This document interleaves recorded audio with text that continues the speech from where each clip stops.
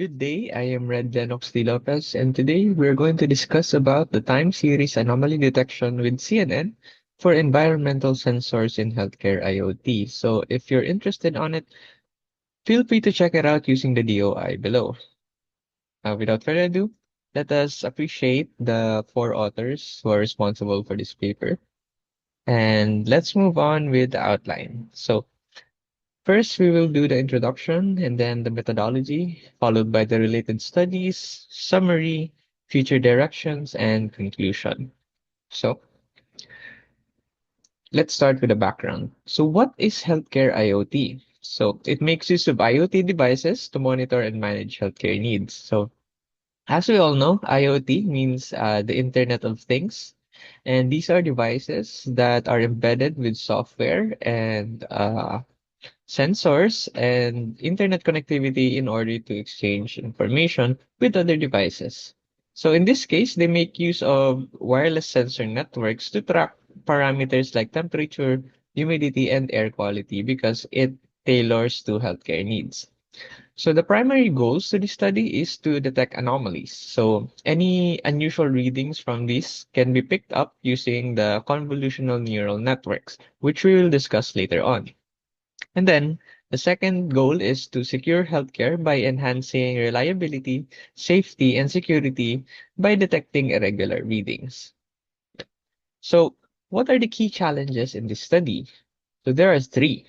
First is the time series data complexity, because here it's unlike static data, the temporal structure must be preserved. Uh, so data gathered from point A must be followed with the data gathered from point B.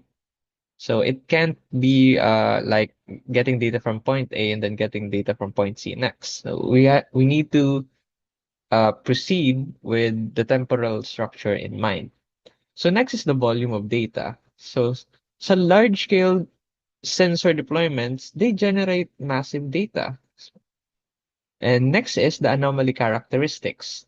So anomaly can be as obvious as it is, or can be subtle or have rare deviation that may be overlooked by the existing traditional methods.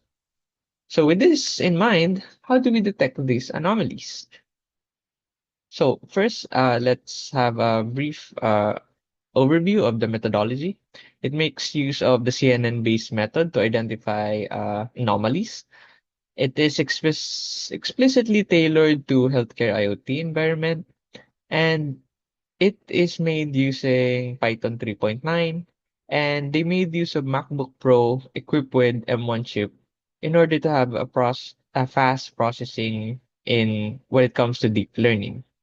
And then lastly, they developed a data set called the WSN DDoS attack HIoT 2023 in order to test the performance of their algorithms.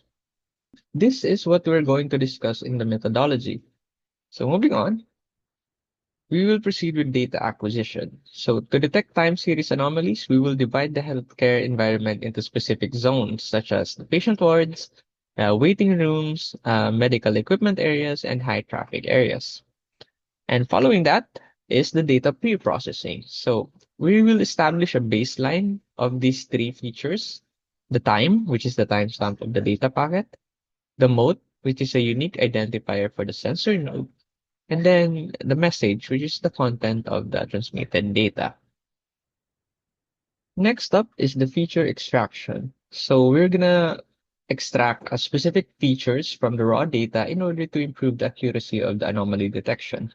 So first is the ID, which is the unique identifier for nodes and servers in Kuja simulation. So we're gonna make use of Kuja simulation in order to test our system, because obviously we can't manipulate the temperature or humidity or the air quality inside the healthcare environment, because it would affect the patients and people there. So we're gonna make use of the Kuja simulation to test the system. So next is the interval, which is the time difference between the current timestamp and the previous timestamp. So as you can see, this is the formula. Interval is equal to timestamp minus previous send time. But as you can see, the previous send interval also has the same formula. So It's also timestamp minus previous send time. So the difference between the two is that interval covers the system-wide gathering of information, while the previous send interval is node specific. So if there are anomalies that are only detectable within a certain node, previous send interval is what we're going to use in order to detect it. So next up is the average previous send interval. So the mean value of all previous intervals for the same node. So imagine point A and point B and point C. Point A and point B has a different interval than point B and point C. So here we're gonna get the average of all the nodes for all the interval for all the nodes. And lastly, the previous sender, which is the basically the node that transmitted data before the current node. After that is the time series data splitting. So here, the temporal structure of the dataset is preserved. So to do that, the data is split sequentially, with the first 70% used for training and the remaining 30% for testing. So here, we maintain the natural order to ensure that there are no data leakage. And therefore, it is possible to predict tasks that depends on past events by maintaining the natural order of data. Next up is the CNN model architecture. So this is responsible for detecting anomalies in one-dimensional time series data from the environmental sensors in healthcare IoT systems. So the image here will start to make sense later on as we discuss it further. So first up is to input the data format. So here, the time series data is reshaped into a 3D array with the following dimensions. We have the samples, we have the time steps, and we have the features. So in order to visualize it, here we have three samples, one, two, three, and it has five different time points. So one, two, three, four, five. And then it has two features, which is the temperature and humidity. Nasir, and here you can see that as the temperature rises, the humidity also rises. So as you can see, there is a pattern or trend over the course of time on what happens between the temperature and humidity. Next up is the convolutional layer. So it extracts meaningful features from the time series data. And here is the configuration. It has 32 filters with a kernel size of 3, and it makes use of an activation function, which is the rectified linear unit or ReLU. So its purpose is to help detect temporal patterns efficiently, and the output is a feature map that represents key patterns and trends in time series data. So basically, what this layer does is it extracts features, and it has a filter that identifies whether or not the feature is meaningful. So if it's just noise or if it's irrelevant, it will label it as zero using the ReLU. And then if it's something which is significant, like a sudden spike in temperature, they will label it as one.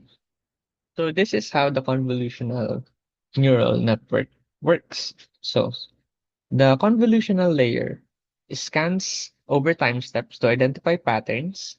And then, as you can see here, the temperature and humidity fluctuates together over time, like I mentioned a while ago.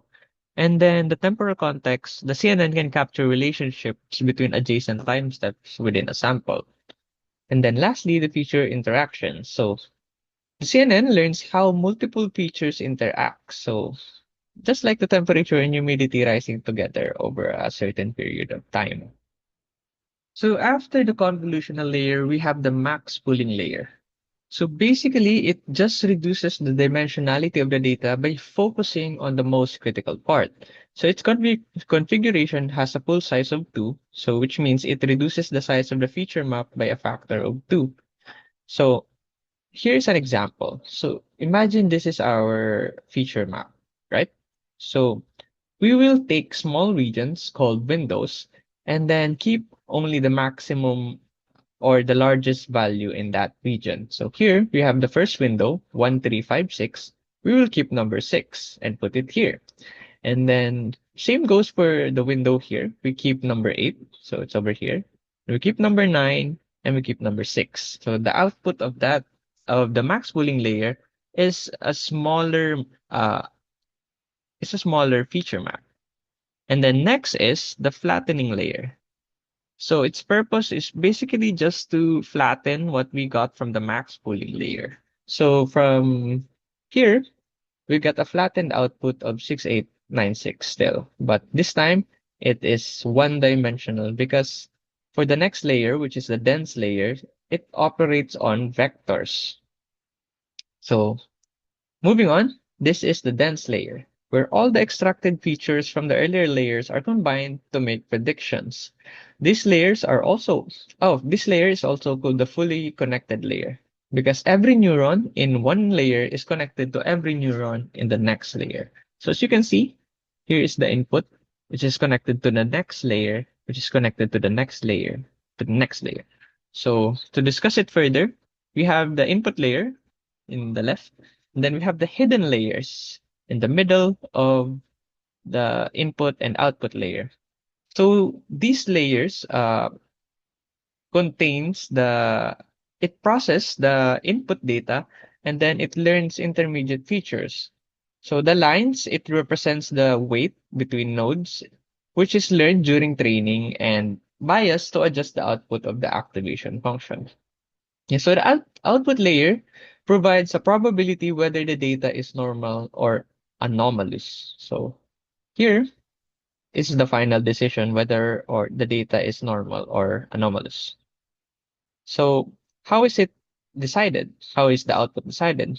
It makes use of the sigmoid activation function, which since it performs better in binary classification than other activation function.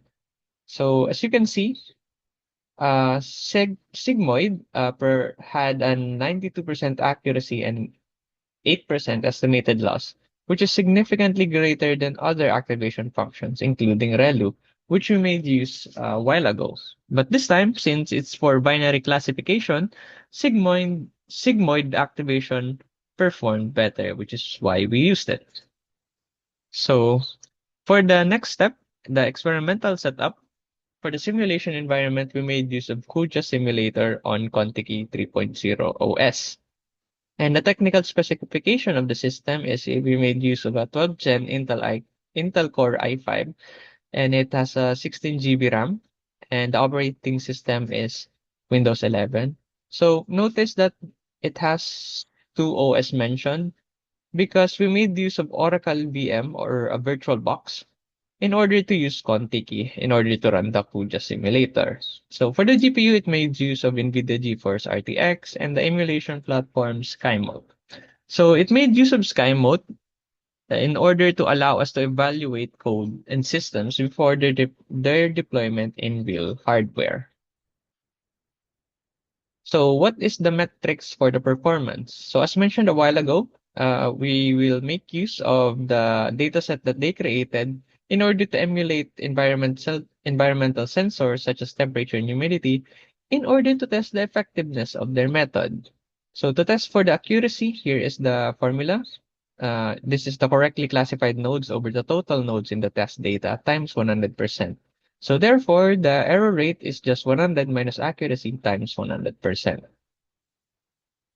Next is the convolutional neural network classifier, which basically compares the proposed method to other existing methods right now. So here, as you can see in the comparative analysis, it performs better than others. So the proposed method is here, color blue, and it is above 90%, while the others are below 90% in terms of accuracy. And then in terms of error rate, it has the least amount of error rate. But not only that, it also has a faster training time compared to other methods, such as the SVM. So in order to train 10 epochs, it only took about 1 minute and 40 seconds for the C and N, while it took about 2 minutes and 17 seconds for SVM. So for the related studies, the first one is the machine learning for healthcare IoT security, a review and risk mitigation. So it highlights the need for a secure and robust anomaly detection in IoT application, and it discusses machine learning models for cybersecurity and healthcare. And the next one is the ARIMA and traditional models, which is previous research that makes use of ARIMA for time series anomaly detection, but it struggled with scalability and accuracy in IoT systems. So for the next one is the simulation tools for IoT networks, which references tools like Contiki OS and Kuja Simulator in order to test and validate the anomaly detection algorithm. And next is the cyber resilience in IoT, which studies that evaluate threats like data integrity risk and their impact on patient safety and healthcare facilities. So, in summary, the paper introduced the CNN-based method for detecting anomalies in healthcare sensors that outperformed existing models in terms of efficiency and effectiveness, achieving high accuracy with faster training time. So what is the future direction for this study? So if it includes more sensors and include other environmental parameters and optimize the model for real-time anomaly detection in large-scale IoT networks, then not this have the potential to not only enhance the current healthcare IoT system, but also branch into other broader applications such as the industrial branch or other stuff. And for the conclusion, this research demonstrates the power of CNNs in handling time series data for anomaly detection, paving the way for smarter, safer, and more efficient healthcare IO systems. So here are the references that it used, and that's it. Thank you so much.